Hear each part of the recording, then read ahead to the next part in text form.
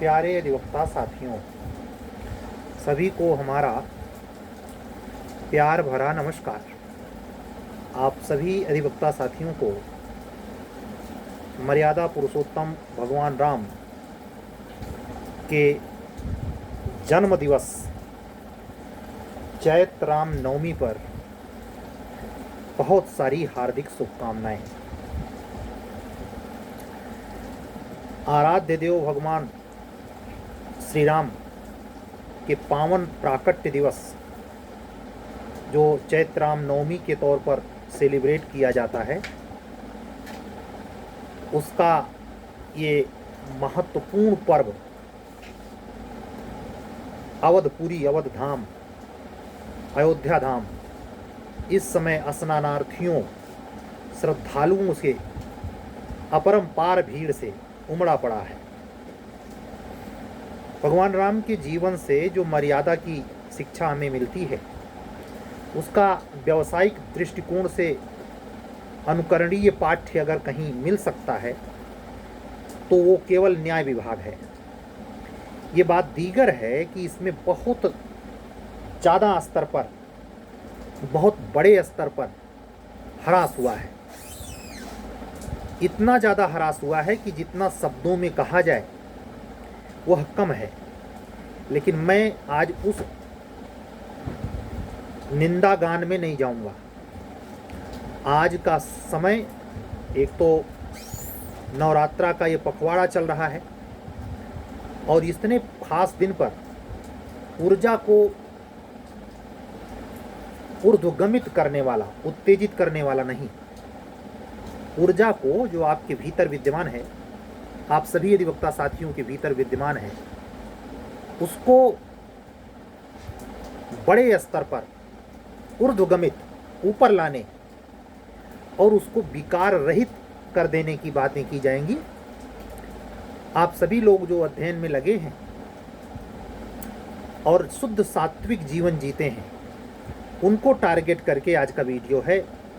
बाकी सारे अधिवक्ता साथी इस घटनाक्रम में कि दिन भर क्या घटनाक्रम रहा, तो पश्चिमी बंगाल से, स्टेट से उच्चतर न्यायिक सेवा की वैकेंसी आई और माननीय उच्च न्यायालय प्रयागराज इलाहाबाद ने वेरीफाई किया कि ओथ सेरेमनी कब होगी, जिन 7 डिस्ट्रिक्ट जजों को हाई कोर्ट में न्यायमूर्ति माननीय बनाया गया है। साथ ही घटनाक्रम के तौर पर विधि के क्षेत्र में भारत का एक महत्वपूर्ण दौरा चल रहा है। भारतीय प्रधानमंत्री बिमस्टेक सम्मेलन में, आप लोग जान रहे हैं, न्यूज़ अगर देख रहे हैं तो बैंकॉक, बांग्लादेश के राष्ट्रपति और श्रीलंका के राष्ट्रपति से मुलाकात, ये सब आपके जीएस का विषय है। यहाँ से बिमस्टेक से सवाल आ सकता है, भारत बांग्लादेश के संबंध पे सवाल आ सकता है। साथ में जो समसामयिक मुद्दे हैं उस पर भी सवाल आ सकता है। इस सब पे आप लोगों को बारीक नज़र रखनी चाहिए। हम बात कर रहे हैं जीवन में ऊर्जा के ऊर्ध्वगमन की। ये बात हालांकि उसी अधिवक्ता साथी को ज़्यादा समझ में आएगी जिसने अपने जीवन के संस्कार, जिसकी परवरिश, जिसका आसपास का वातावरण सात्विकता से संघनित रहा हो,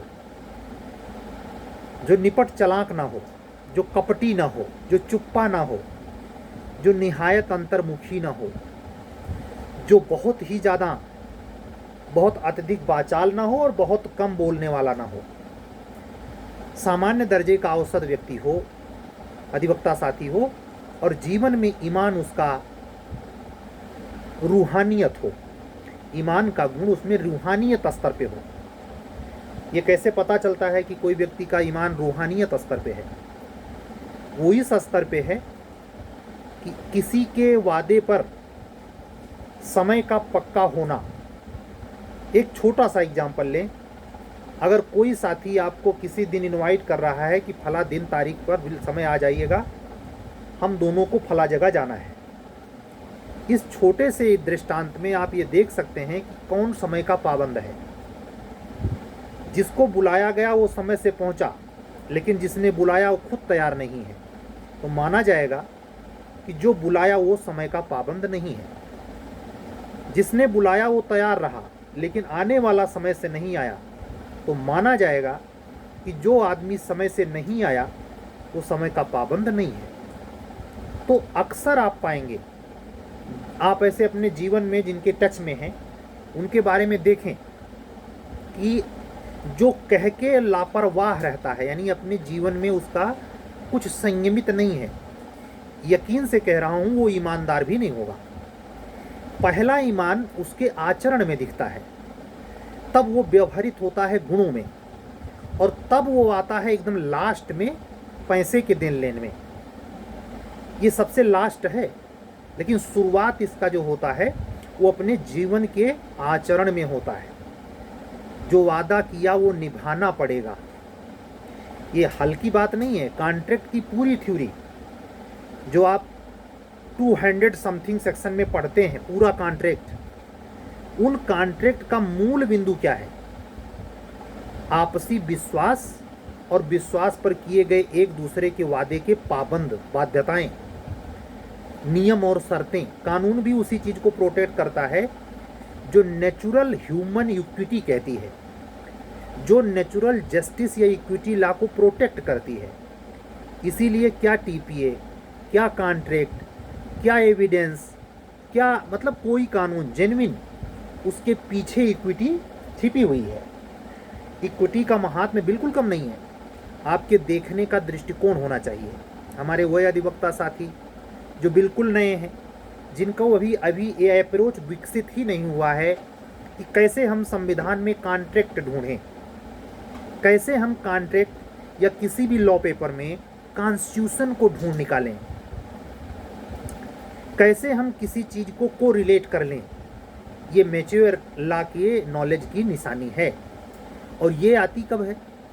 जब आपके जीवन में हर सेक्टर में पाबंदी होगी, मर्यादित जीवन होगा, संयमित होगा, तो आप में ये स्व विकसित होगा। जैसे गर्मियों के बाद पहली बारिश जब होती है और सौंधी सौंधी महक फैलती है, तो जो गरीब किसान का बच्चा या जो किसानी पृष्ठभूमि में होगा अधिवक्ता साथी, वो समझ जाता है कि सर किस चीज़ की बात कर रहे हैं। शहर में ही रह रहे हैं आप, संजोग से पहली बारिश में गर्मियों के बाद छत पे हैं, तो छत पे जो धूल जमी होती है, पहली बारिश जब हो तो गौर करना उससे स्मेल आती है। उस स्मेल को सौंधी सौंधी महक कहते हैं। उसकी कवियों ने बड़ी महात्म्य गंवाई है, महात्म्य कथा गही है, सत्य है। उसकी महक बहुत अजूबी, बहुत सुकून देने वाली होती है। ऐसा क्यों है? लंबे समय तक धरती गर्मी से जली है और उस पर पहला जल कण पड़ रहा है। उस जलती हुई धरती पर पहले जल कण के सम्मिलन से, संपर्क में आने से जो स्मेल निकलती है उसे सौंधी महक कहते हैं।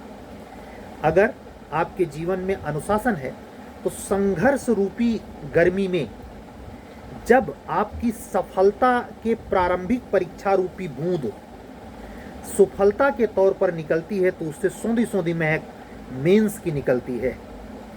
ये दृष्टांत, मैं बाबा तुलसीदास नहीं हूँ, लेकिन परमात्मा कृपा से आप इसको अगर खरे खांचे में ढालें तो आपको यह एहसास होगा कि लंबे समय तक आप प्री मेन इंटरव्यू में झूल रहे, लेकिन वो लम्हा याद करना जिसमें आपको परमात्मा ने आखिरी दरवाजे पर जुडिशियल ऑफिसर बनाया, प्रोसिक्यूशन ऑफिसर बनाया, अपर जिला जज बनाया, वो आपकी ज़िंदगी भर नहीं भूलेगा और उसकी महक ताउम्र विराजमान रहेगी। ये हो सकता है कि आपकी इस पेशे से, आपकी इस पद से, आपके इस प्रभाव की मर्यादा या इसका प्रभाव जो एक असीमित दायरे में उठेगा, बहुत आपको आनंद देगा, बहुत आपको प्राउड फील कराएगा। आपके संतति के बड़े होने पर और आपके रिटायर होने पर वो उसी गति में अवसान को भी प्राप्त करेगा।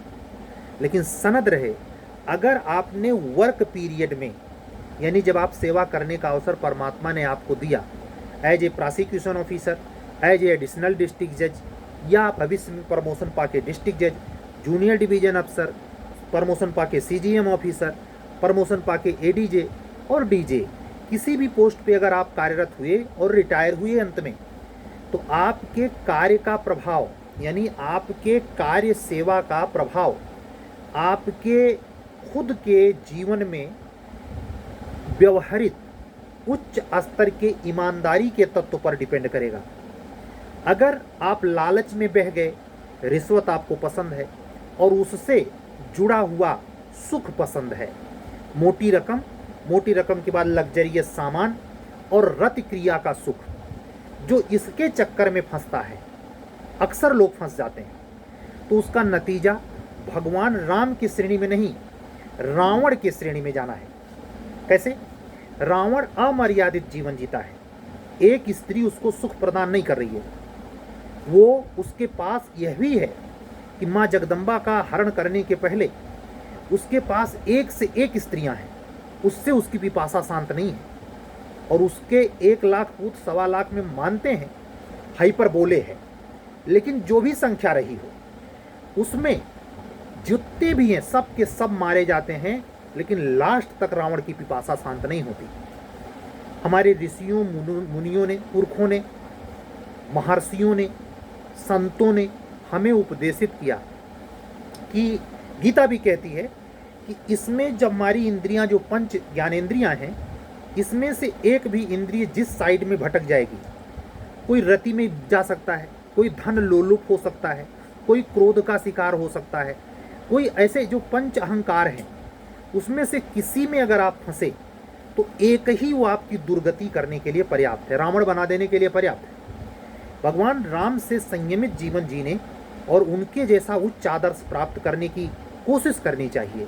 ये जरूरी नहीं हर कोई राम हो जाए, असंभव सा लगता है, लेकिन कोशिश करने का नतीजा ये होगा कि जब आप सेवा से रिटायर होंगे तो उस परम सत्ता की ताकत है, चाहे रामा युग हो, चाहे कृष्ण युग हो, चाहे भगवान बुद्ध का युग हो, उसी व्यक्ति की सुकीर्ति लंबे समय तक याद रखी जाती है जो धर्म के मार्ग पे चलता है। चाहे सम्राट अशोक हो, इसलिए नहीं कि उसने कलिंग में लाखों लोगों को मारा, सम्राट अशोक को इसलिए याद किया जाता है कि उसने बुद्ध धर्म अपनाया और बुद्ध धर्म अपनाकर उसने हिंसा का परित्याग कर दिया। अकबर को इसलिए महान कहा जा रहा है कि उसने हिंदू मुस्लिम दोनों धर्मों की बराबर इज्जत की, सबको समान रूप से देखा, नजर में उसने कुदृष्टि नहीं रखी। भगवान राम जितने राजा हुए, चक्रवर्ती सम्राट, इन्हीं का नाम क्यों इतना आदर्श के साथ लिया जाता है? जीवन में स्वार्थ लालच का कोई अंश नहीं, सब छोड़ते चले गए। इतने बड़े बड़े राज्य जीते और दे दिया किसी को यूं ही। ऐसे असहाय पीड़ित व्यक्ति को उस पद पे बैठाया जो लंबे समय तक उसके शोषण का शिकार रहा। ये कैसे आता है? त्याग की भावना से आता है। त्याग में भी मर्यादा है, त्याग की अति नहीं होनी चाहिए। ध्यान रहे, जैसे आपको प्राप्त करने में संयम होना चाहिए, वैसे त्याग में भी अनलिमिटेड नहीं तो वो जो हम लोगों को क्या बनाया जाता है, परम वेग, एक लिमिट से ज़्यादा अगर खींच के मारेंगे तो पृथ्वी के अंतरिक्ष सेक्टर्स को क्रॉस कर जाएगा, गुरुत्वाकर्षण की परिधि। अपने जीवन में संतुलन साधें, सम्यक मार्ग, सम्यक आचरण, सम्यक व्यायाम। भगवान बुद्ध की शिक्षा केवल किताबों में पढ़कर और दहेज लेने से लेकर और रिटायर होने के बाद अपने माँ बाप, अपने बेटे, अपने बेटी का तिरस्कार झेलने के पहले आज ही से तैयारी करिए कि जब बुढ़ापे में हम जाएंगे तो हमारे पास मर्यादा, आचरण, लिमिटेशन, इसी पे तो है मर्यादा अधिनियम कहा जाता है उसे। लिमिट रखें, संतुलन रखें, आप देखेंगे सुकून पाएंगे। आपको रिटायर होने के बाद किसी भी पार्क या आश्रम में अकेले ऐसे आनंद आएगा, आप किसी साथी दोस्त की तलाश नहीं करेंगे राजनीति करने के लिए। ऐसे जुडिशियल और एग्जीक्यूटिव ऑफिसर जो इतना धन कमाने के बावजूद अपने घर में आई हुई धन लोलुप चंडियाँ, मैं शब्द क्या प्रयोग कर रहा हूँ, चंडियाँ मतलब जो इस वासना से ग्रसित घर की नारियाँ, उन्हें चंडियाँ कहिए। उनके लालच में, और कितने तो ऐसे ऑफिसर होते हैं जो लास्ट समय उनको राहु इतना प्रभावित करता है कि ठरकी जीवन जीते हैं, उस समय फिसलते हैं और उस समय ऐसे ऐसे आचरण करते हुए मिलते हैं जिसको कल्पना नहीं कर सकते। यानी बिल्कुल असंतुलित जीवन है। जीवन में संतुलन अगर नहीं है, मर्यादा अगर नहीं है, तो आप कतई धन भले इकट्ठा कर लें, धन से जुड़ा सुख भले भोग लें क्षणिक, लेकिन आपको क्लियर बता रहा हूँ, मर्यादित यश जीवन नहीं मिलेगा। इसीलिए परमात्मा ने ये नहीं कहा कि धन विधिहात। बाबा तुलसीदास रामचरितमानस में लिखते हैं, हानि लाभ जीवन मरण जस अपजस केवल कहते हैं। धन स्त्री नहीं कहते कि धन स्त्री परमात्मा के हाथ है। परमात्मा के हाथ क्या है? सुनिए फिर से, हानि लाभ जीवन मरण यश अपयश, ये चीजें जो हैं ये बिल्कुल परमात्मा उसी को देता है जो परमात्मा के मार्ग पे जाने के मार्ग का अनुसरण करता है। इसीलिए विदेह जनक आज भी याद किए जाते हैं, अष्टावक्र महाकुरूप आज भी याद किए जाते हैं, शनि भगवान कोई सकल सूरत नहीं, वज्र करिया, लेकिन उनका प्रभाव तो देखिए महाराज, अनुशासन के देवता हैं वो। आप कितने एग्जाम्पल लेंगे, लेकिन मैं आपसे पूछता हूं, इस संसार में जो इतिहास आप 5000 साल का पढ़ते हैं, एक एग्जाम्पल बता दें जिनका सुयश हो, जिनका बहुत बड़ा परिवार हो, जिनके हरम में बहुत रानियां रही हों, जो बहुत ज़्यादा स्त्री सुख भोगा हो, जिसके पास बहुत दौलत रही हो, उसको कभी किसी भी कोर्स में रखा गया है बच्चों को पढ़ाने के लिए? जो बहुत ज़्यादा जातिवादी रहा हो, जो बहुत परिवार का अहंकारी रहा हो, जो बहुत बड़े ऊंचे कुल का हो, ये हमें संदेशित करता है। आज के इस खास दिन पर अगर न्यायिक सेवा में तैयारी कर रहे हैं और नए हैं, जितने नए एज में हैं, इसको जीवन में आत्मसात करें। नए लोगों में यानी कच्चे घड़े हैं, कच्चे घड़े को किधर मोड़ना आसान है, लेकिन अगर आपकी लाइफ 30 के ऊपर चल रही है, अधिवक्ता बंधु हैं बहन, तो आपके बदलने की संभावना उतनी कम होती चली जाती है। हमारे यहाँ जो एक संस्कार का मिथकीय प्रचार प्रसार हुआ कि हम जब रिटायर होंगे तब राम राम जपेंगे। विवेकानंद कब राम राम जपे थे भाई?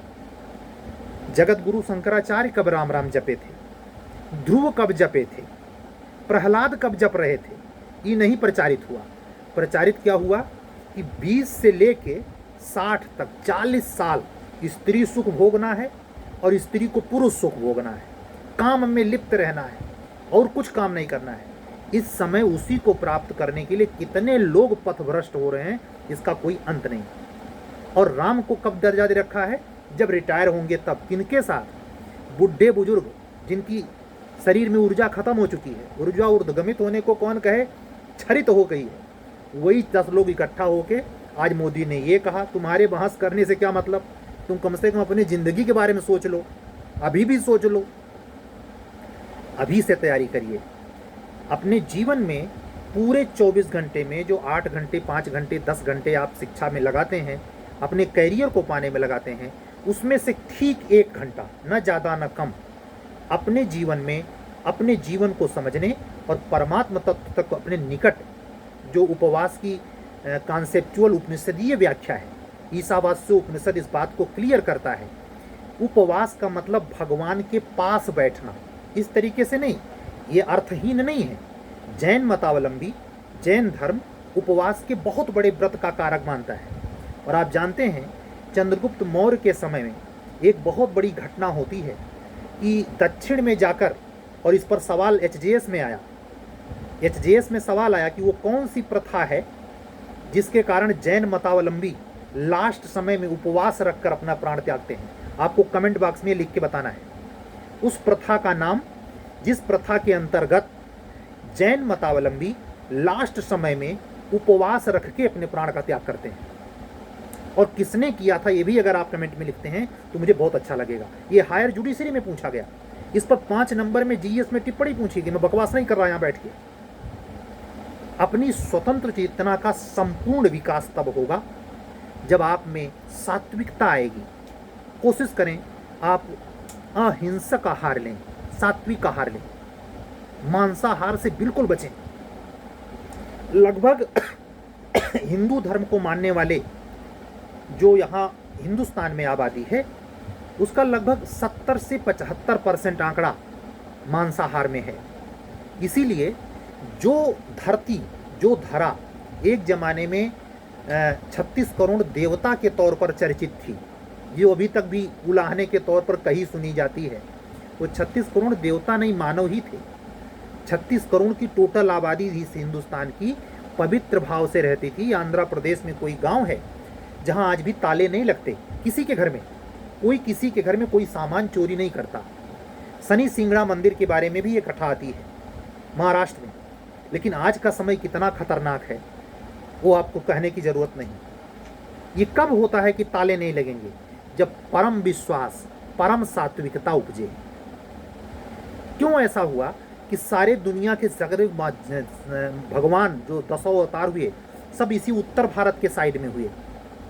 ये वो पंडितों या वो विशेष जाति समुदाय का राज्य था जहाँ कम से कम लोग मांस का भक्षण करते थे। आज क्या हालत है? आज वही जदुवंशी, हे भगवान, वही ठाकुरों राजपूतों और उनका नकल करके, ठाकुरों का ज़्यादा संपर्क, राजपूतों का ज़्यादा संपर्क मुस्लिम शासकों से रहा, शासन सत्ता में रहने वाले ये अपने पार्टियों में आज भी गिद्ध पार्टी कर रहे हैं और बड़े शान शौक से कर रहे हैं। कोई IAS IPS हो गया है तो उसके यहाँ जाइए, इसका रुतबा देखिए।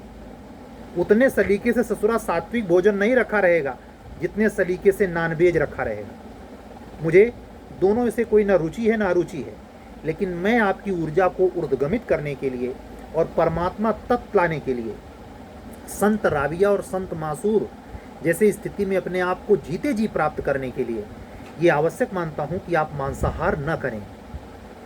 और इससे बेहतर दिन नहीं मिलेगा कि इस पर कुछ शब्द बोलूँ। मैं स्पष्ट शब्दों में कह रहा हूँ, मेरे प्रयोजन से नहीं है, परमात्मा ये शायद बुलवा रहा है। मैं जो उसका सेवन करते हैं उनको मैं बुरा ना मानने के लिए अपील भी करता हूँ, साथ साथ अगर बुरा लग रहा है तो क्षमा भी मांगता हूँ। लेकिन मैं ये जरूर कहना चाहूँगा, कोशिश करें, धीरे धीरे करके बिल्कुल छोड़ दें। इसका फायदा क्या होगा आप देखेंगे। इस जीवन में आपने अपने आप को बिल्कुल पलट दिया। जहाँ कई जन्म आपके हो सकते थे, इसी जीवन में इस संकल्प से आपने कई अनिश्चित जन्म को आपने त्याग दिया। और भगवान राम का जीवन, भगवान राम के एक भाई भरत, दोनों का जीवन त्याग का संदेश देता है। अगर आप बहुत विराट चाहते हैं तो बगैर छोड़े नहीं मिलेगा। अगर आप बहुत विराट चाहते भी हैं और कुछ छोड़ना नहीं चाहते तो एग्जैक्ट माने आप सबसे कम पाएंगे। प्राप्त करने में कहीं ऐसा मत समझ लेना मैं बहुत ज़्यादा वसुधा, पूरे विश्व का राज्य, संयुक्त राष्ट्र पे महासचिव होने का पद, ऐसा कह रहा हूँ नहीं। बहुत ज़्यादा कहने का मेरा एकमात्र मतलब है स्वयं को प्राप्त कर लेना। जैसे भगवान बुद्ध, जैसे भगवान बुद्ध महावीर, इस स्थिति में अपने आप को पढ़ाई के जीवन में तराशिए, तब आप पद पे रहते हुए पथभ्रष्ट नहीं होंगे। हमारी ऐसी अधिवक्ता बहनें जो जुडिशरी के पद पर हैं, वो CGI को लेटर लिख रही हैं, शोषण की शिकार हो रही हैं अपने उच्च अधिकारियों से। ये केवल न्यायिक सेवा में नहीं हो रहा, ये हर सेवा में चल रहा। क्या टीचिंग, क्या प्रोफेसर, मतलब कोई डिपार्ट बाकी नहीं, प्राइवेट सेक्टर हो सार्वजनिक। ऐसा अनकंट्रोल जीवन क्यों है? इसीलिए क्योंकि हमने मर्यादा को अपने जीवन में स्थान देना जरूरी नहीं समझा है। न खान पान की मर्यादा है, न बोलने चालने की मर्यादा है, न अपने और पराये में, अपने स्त्री और गैर की स्त्री के बीच की मर्यादा है। जो मन में आ रहा है, जो जैसा आ रहा है वैसे किए चले जा रहा है। बाद में पश्चाताप भी नहीं करता। जैसे हमारी पीढ़ी ने इस समय की पश्चाताप होता भी है, शायद जानना ही छोड़ दिया। हमारे 25 साल पहले, हमारे ही समय में, अपने जीवन का बात बता रहा हूँ, ऐसा जीवन नहीं था जितना अविश्वासपूर्ण जीवन चल रहा है। पारिवारिक रिश्ते धूल धूसरित हो रहे हैं। क्या न्यायिक सेवा से जुड़ा तैयारी करने वाला अधिवक्ता साथी हो या किसी अन्य सेक्टर का प्रतियोगी हो, इन सब चीज़ों से दो चार होता ही होगा। आप लोग भी होते होंगे। मैं आप सभी से हाथ जोड़ के करबद्ध प्रार्थना करता हूँ जीवन में सच्ची सफलता प्राप्त करने के लिए, ताकि रिटायर होने के बाद पश्चाताप न करना पड़े और स्वयं आप इतना आत्मबली हो, शरीर कितना भी जर्जर क्यों ना हो जाए। कबीर दास जी के पास कुछ नहीं था, एक उपजा पुत्र कमाल, लेकिन पूरा जीवन आनंदपूर्ण ढंग से गरीबी में काटे। संत रैदास से सीखें। इन नेताओं अधिकारियों के लोक लुभावन ढोंका डंडन में ना फंसें। नहीं, ये तो खुद रसातल में जा ही रहे हैं, और अगर इसके लालच में आप पढ़े तो आपको भी पथभ्रष्ट होने से देरी नहीं लगेगी। आज के दिन बस इतना ही। माँ जगदम्बा की असीम कृपा से, लेटे हुए हनुमान जी के पावन आशीर्वाद से और मर्यादा पुरुषोत्तम भगवान राम के विशेष खास जन्म दिवस पर अस्तित्व ने उद्बोधित कराया। आज बस इतना ही। कल हम फिर कुछ बात करेंगे। अगर आप हमारे चैनल पे नए हैं तो हमारे चैनल को का जो डेडिकेशन है, समर्पण है, वो न्यायिक सेवा में तैयारी करने वाले, अभियोजन अधिकारी पद की तैयारी करने वाले सभी अधिवक्ता साथियों हेतु है। अन्य प्रतियोगिता से जुड़े हुए भी अभ्यर्थी इससे जुड़ सकते हैं। अपने डे बाय डे के शेड्यूल में प्रोत्साहन के लिए, मोटिवेशन के लिए तथा सूचनाओं के लिए आपसे संदर्भित भी। अगर इस चैनल पर आप नए हैं या हमसे जुड़ने के लिए इच्छुक हैं तो हमारा व्हाट्सअप नंबर ध्यान से सुने 7705090393।